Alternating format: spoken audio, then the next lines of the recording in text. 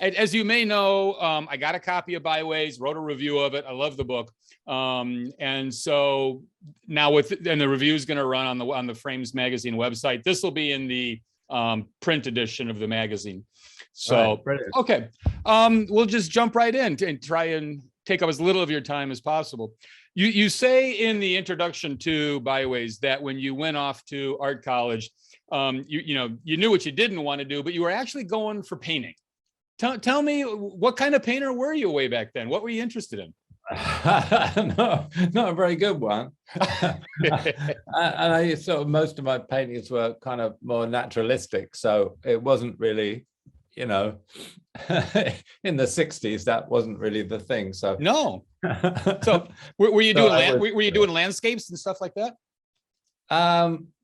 So yeah, more personal things, really, sort of sometimes character studies, but usually people in landscapes, in a strange way, similar to what I try and do in still photography now. Mm-hmm. Most of my photography is about figures in a landscape. They're not so much about characters interacting with each other. They're more about characters, set in a landscape. Mm-hmm.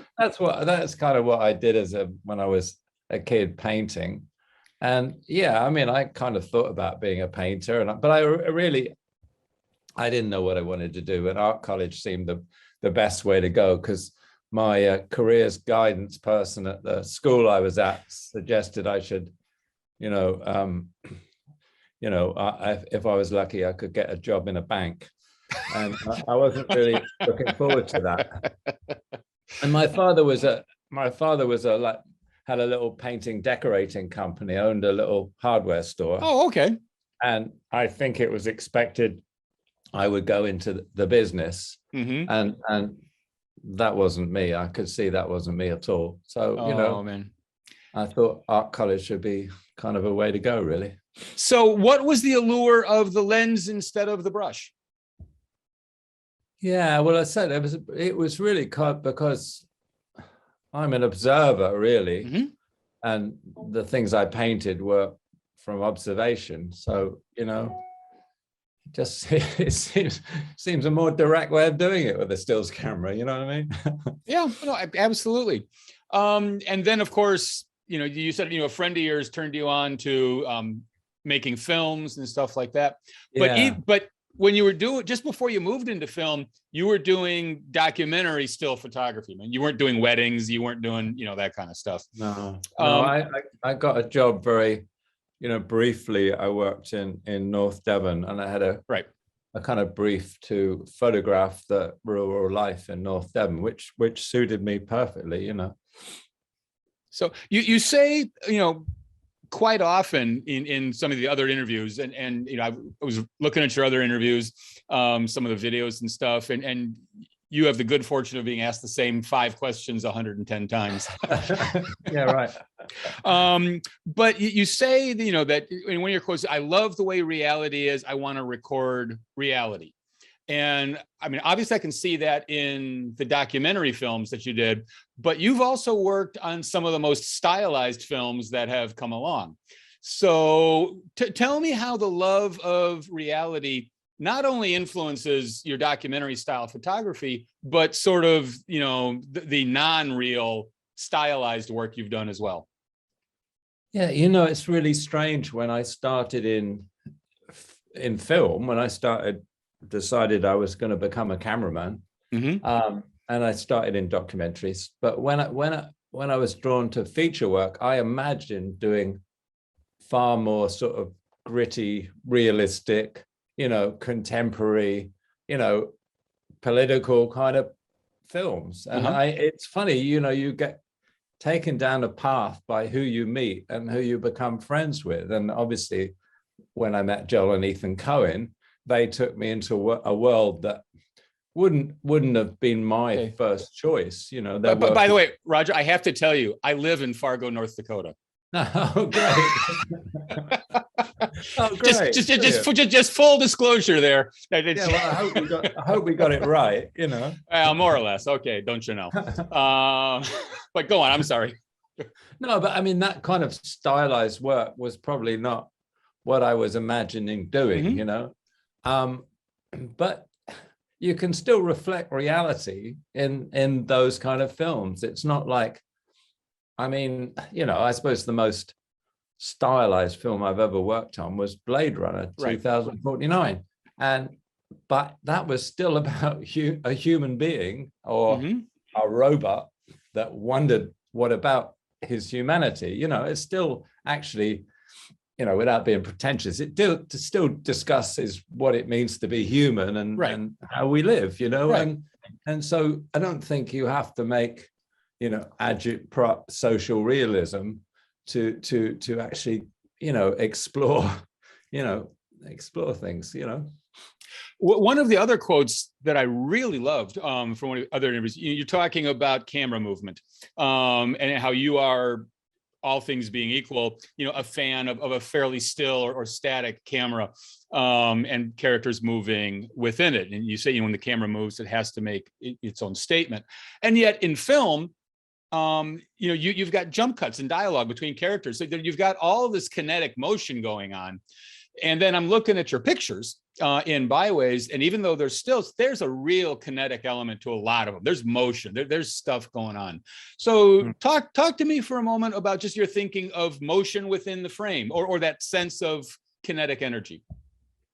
Well, I think what I'm really referring to in filmmaking, and it relates to stills photography in terms of the composition as well, is that, you know, I don't believe in forcing something. I believe in like allowing the content to find its own place, its own. I mean, you know, sometimes you can do an ostentatious camera movement that has no relationship to what's happening in the story. And that's what I really react against, you know. I mean, the funny thing was, before we did 1917, I was tending towards more and more, you know, kind of still frame cinematography. And then suddenly you're doing a film that is like constant motion. Right. But I still think they're related in that idea of the camera moving with the characters constantly was very simple. It wasn't, I don't think it was pretentious. It wasn't emphasizing what's happening. It was just kind of not just recording it, because you're not just recording. You are putting the camera in a certain place for a certain expression. But it was quite measured and quite restrained in the way the camera moved, you know. And my God, I mean, these films have all been tremendously moving films for me. You say that, you know, your style matches the project, and yet in the book you say the still photographs, these are personal. These are something. So is the work on the film? I mean, how do you bring you to such a diverse body of styles, and how are the photographs a little different? You know, I don't know. Obviously, the photographs are me alone, you know. Right. The photographs are from me walking around on my days off for a weekend over years and years and years, and just little things that I've seen and grabbed. So they're entirely personal. Whereas on a film, you know, you're working with, you know, 100 or more other people trying to create, you know, a world and tell a story together. So it's in a sense less personal. How you put your own mark on it, I mean, I don't know, but I don't know, do you? I mean, I guess, you know, it's so much about a relationship with a director and all your crew, you know, everybody. When does your artistic vision begin in the process of a motion picture? I mean, obviously, it's got to be pre-storyboard, you know, site selection, all that stuff.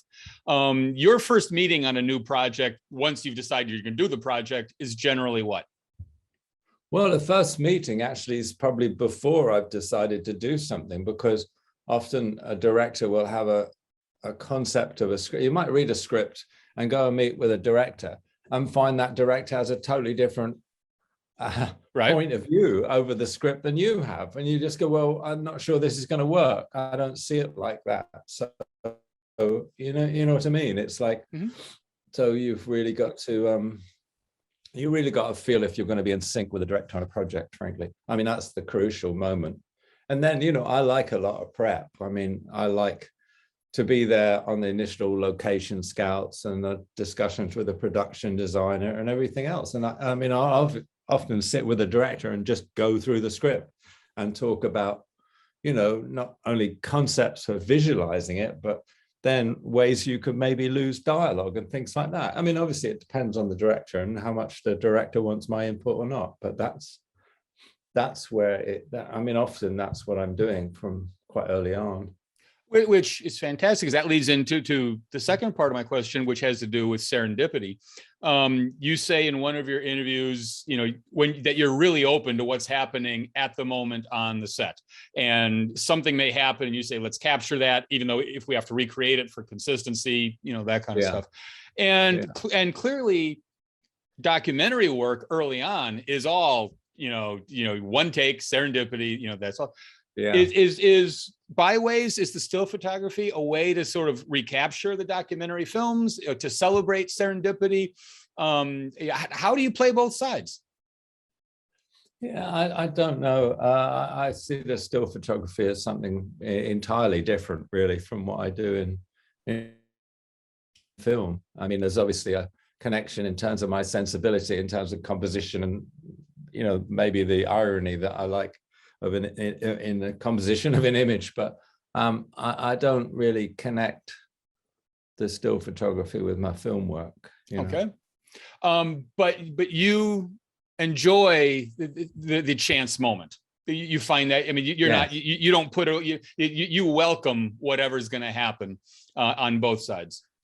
I mean, it's kind of interesting because on a film, yes, obviously, even something like Blade Runner, I mean, especially something like Blade Runner, you do an immense amount of prep and discussion and work to formulate that look and that world. But then on the day, Denny and I would sort of see something that came out of left field and say, well, why don't we do this? Why do we need to do what we originally conceived? There's something that maybe it's better, Mm-hmm. So I think you want to be open to those moments, and especially if you're shooting a film that is on location and often using natural light, Yep. Then you want to be open to those sort of different ways that light works.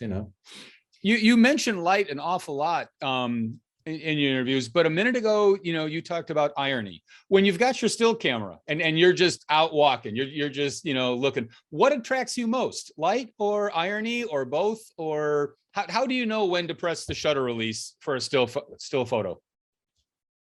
I don't do it very often, I must say. I often, I mean, I will go out for days and days and not take a single frame.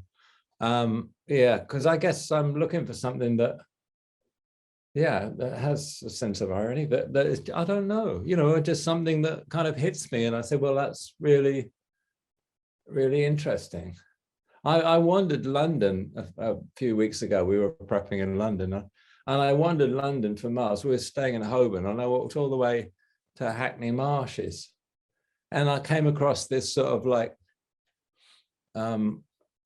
homeless people's camp, I guess it was, with a lot of graffiti on the wall, and in the tree there was this little Father Christmas, a little dummy little Father Christmas with a little cart, and it was so strange. This little thing was hanging in this bare tree, surrounded by all this graffiti. I mean, and that really struck me. I thought it was an amazing image. I have no idea why, but that was something that I kind of, it was worth walking whatever I did, 20 miles that day, just to get that one frame, it's things that just hit you. There was all these other things that I saw that I could have taken photographs, but that one moment, that one thing I found, I thought, that image really had something for me. And so the image really is revealing more about your sensibilities than a political statement or an economic statement. I mean, it's self-revelatory instead of journalism. Would that be right? Yeah, I mean, yeah, absolutely. I mean, early on in my life, I did wonder if I could become a photojournalist. I mean, the photographers I admired were, people like Larry Burroughs, who got shot down in a helicopter over Vietnam, but their work, people like Larry Burroughs and Philip Jones Griffiths and people, I mean, their work and what they said with their images, I thought, and now Tyler Hicks is one of the greats, and you see his images from Ukraine and go, yeah, maybe that's what I should have done with my life. That's really meaningful. But I'm not that person. I didn't go down that road. Right. So, Do you know Lindsay Addario? Have you met her? No, I don't think so. No. Okay. She's based in London. She's over. Spielberg's doing a movie of her book. It's What I Do. Right. And so she's over in Ukraine right now on the front page of the New York Times every 20 minutes. Yeah, I'm in UK, not getting the New York Times. I'm missing it. No, well, I bring her up because in the last issue of the magazine, she was the interview I did that you are now in for the next issue. Oh wow, yeah, same slots. Yeah, when I did documentaries, I did a couple of films. Not in the situation of Ukraine is now, but I was in Eritrea, and I went to Rhodesia as it was then before it gained its independence, and that seemed like the route I was taking in documentary work. But then I did this film. A friend of mine and we followed patients in a mental hospital. Basically schizophrenic patients, and we were there sort of months following their treatment and stuff. And I started feeling that I was just a voyeur. Yeah. And I found that really hard. I mean, I find it really hard, for God's sake. I mean, I had what was hard for me, it was hard for the people I was filming, not me. Right. But it left something odd in my feeling, and that's why I kind of sort of then segued into doing feature films and dramas. Yep. Going back to the book for a second, which again I find a remarkable book. I love the cover image, the hands sticking out. No, because again, you've got this kinetic thing going on with the train moving through the countryside, but you also have this really contemplative pose with the hands sticking out there. It's your images really reward unpacking. They reward paying attention to. And I don't know that if for me the majority of them are ironic, but they are all, and I'm just thumbing through it right now, they're all narrative. But I do have to ask you, one of the ones that just struck me, I think it's a woman swimming away from a dock, and there's a little piece of fat. A man, okay, whatever. What was going on there? Did you happen to happen across that? I have no idea. Okay. So I'm on the pier. That was outside Melbourne in Port Phillip. Okay. And I was wandering the pier on a Sunday, and there was no one around, and I saw this guy swimming, like as though he's swimming to nowhere. Yeah. And then I saw that little bit of plastic paper in the foreground. And then I saw there's a ferry to, I think it's a ferry to somewhere in the background. And I thought, wow, that's really interesting, because I was wondering what's going on. Where's he swimming to? There was nobody else around. I just thought it was a really interesting, surreal image, especially with the lines of the white fence and everything, and yeah. Again, I've been wandering around Melbourne all day, and I guess I took a train ride to Port Phillip, and then wandered around. It was the one image I took that day. Well, I mean, you nailed that one image, but despite all the wonderful composition, there is that question. There's the narrative. Do you consider and I'm talking still photography now. Do you consider your work to be narrative? Well, in that sense, yes, because the images that, the images I take that kind of draw me in is kind of like, what is happening in this image? Like the woman with the umbrella in the bus station looking at the poster with the naked girl lying on the beach or boardwalk in Venice, California, or wherever it was. I mean, it's like, what is she thinking? Is she thinking, oh, I'd love to be there? Or is she looking at the girl saying, I wish I were young. I mean, I really wanted to know. I mean, I should have gone up to her and asked her, but I don't do that.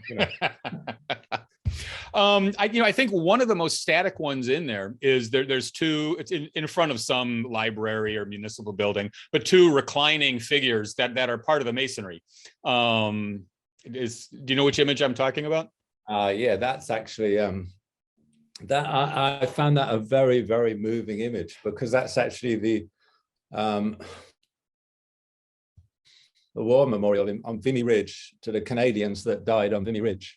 Oh, and it's this incredibly ostentatious war memorial, but I found it really incredibly moving. It brought me to tears, because the whole monument has the names of all the soldiers that died.